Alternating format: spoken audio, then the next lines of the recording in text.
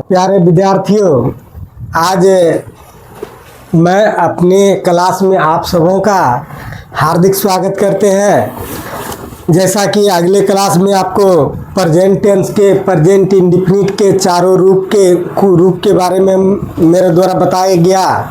आप यह बात से भली भांति परिचित हैं कि प्रेजेंट इंडेफिनिट के चार भेद होते हैं।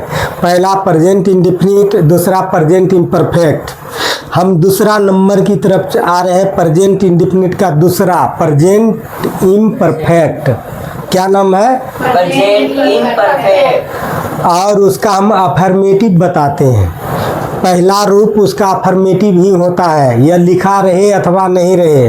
अफर्मेटिव में कोई छेड़छाड़ नहीं होता है। वह राम है, वह जा रहा है, वह खेल रहा है, कोई भी चीज़ हो और उसमें नहीं हो तब नेगेटिव, क्या हो तब इंट्रोगेटिव। लेकिन अगर कुछ नहीं है तो वह अफर्मेटिव रहता है। अगर लिखा रहे अथवा नहीं रहे उससे कोई मतलब नहीं है। आप देखिए, पहचानने का नियम बताते हैं प्रेजेंट इम्परफेक्ट टेंस का। प्रेजेंट टेंस का ये दूसरा रूप है, ठीक है। पहला था प्रेजेंट इंडेफिनिट, जिसका चारों रूप हम बताएं।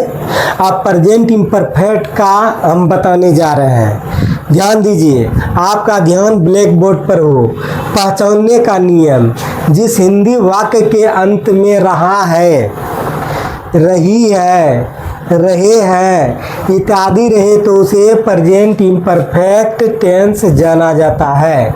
जैसे वह पढ़ रहा है, ही इज रीडिंग, वह पढ़ रहा है। तो इसमें बहुत सारे वाक्य होगा। वह खेल रहा है, वह दौड़ रहा है, वह हंस रहा है, वह खेल रहा है। अब रही में वह आ रही है, वह जा रही है, वह खेल रही है, वह पढ़ रही है। अब रहे में वे लोग आ रहे हैं, वे लोग जा रहे हैं, वे लोग खा रहे हैं, वे लोग पढ़ रहे हैं, वे लोग खेल रहे हैं। इस तरह से वाक्य जो भी हो तो उसे हम प्रेजेंट इम्परफेक्ट टेंस जानते हैं। क्या जानते हैं? प्रेजेंट इम्परफेक्ट टेंस जाना जाता है। यहाँ देखिए, अब बनाने का नियम, यहाँ गौर से देखिए बनाने का नियम। आपका ध्यान ब्लैक बोर्ड पर हो। बनाने का नियम देखिए, यहाँ आई के साथ है हम, बोलो आई के साथ एम, ही सी इट एक नाम के साथ इज, ही सी इट एक नाम के साथ इज, बाकी सभी कर्ताओं के साथ आर लगाया जाता है। बाकी सभी कर्ताओं के साथ आर लगाया जाता है। क्रिया में ING लगाया जाता है, क्रिया में आईएनजी लगाया जाता है, जिसको चौथा रूप कहते हैं, V4 कहते हैं। क्या कहते हैं? क्रिया में आस अथवा यस लगता है तो पांचवा रूप कहते हैं। और जिसमें क्रिया में ING लगाया जाता है इसको V4 कहा जाता है। ठीक है ना? हैं? हम जो बताए थे आपको पहले, वर्ब फॉर्म, वर्ब का कितना रूप होता है?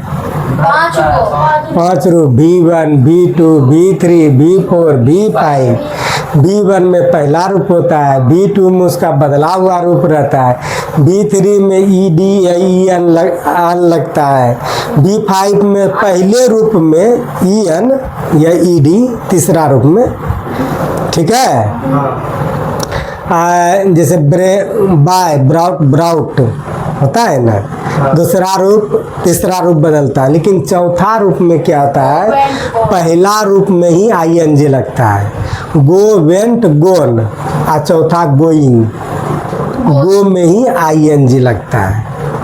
ठीक है? तो पहला रूप में अगर ING लगा दिया जाए तो वह चौथा रूप बन जाता है। क्या रूप बन जाता है? चौथा रूप। वह चौथा रूप बन जाता है। उसको चौथा रूप कहिए, V4 कहिए, चाहे क्रियाओं में ING कहिए, जो कहना है। तो इसका पहले जिस तरह से आप नियम पढ़े थे, आई आबे एम लगावे, आई आबे, ही सी इट एक नाम आवे,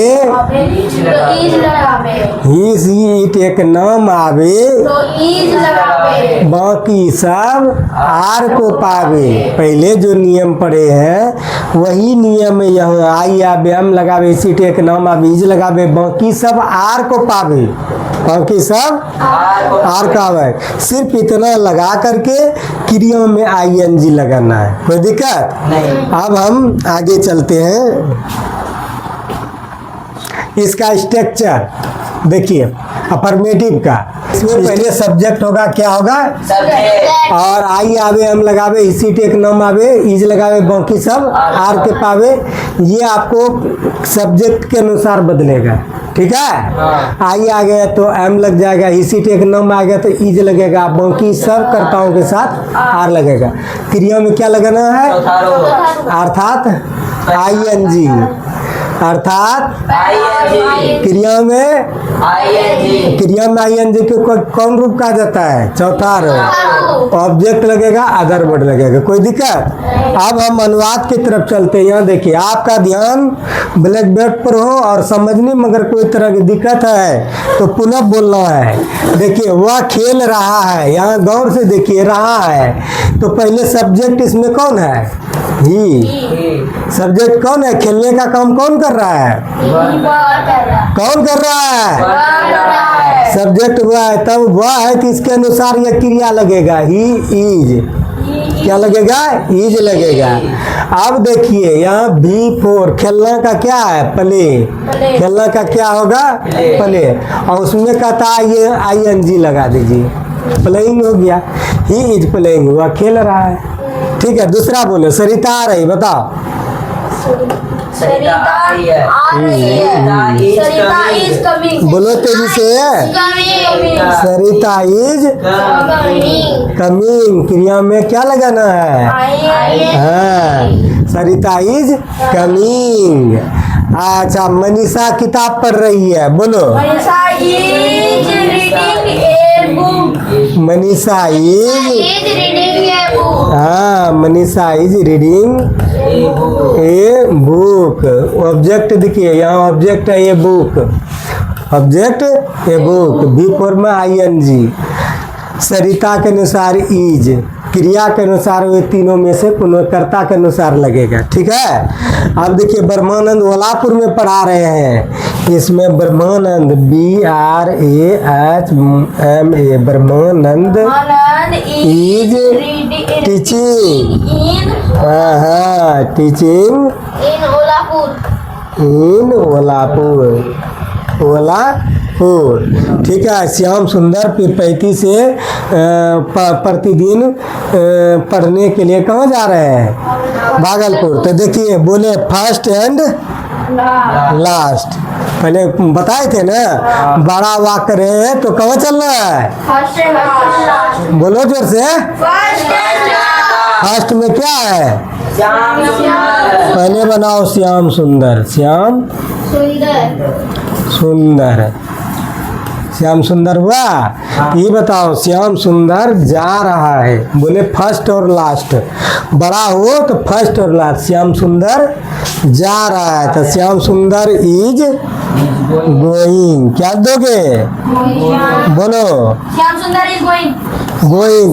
अब देखिए कर्ता और क्रिया हो गया, श्याम सुंदर इज गोइंग, कर्ता और क्रिया हुआ ना, ये हेल्पिंग वर्ब इज लग गया, यहाँ तक हो गया। अब ऑब्जेक्ट कहाँ को जा रहा है, भागलपुर, हाँ, तो यहाँ लगा दिए श्याम सुंदर इज गोइंग टू भागलपुर, यहाँ ऑब्जेक्ट पहले लगाइए, भागलपुर।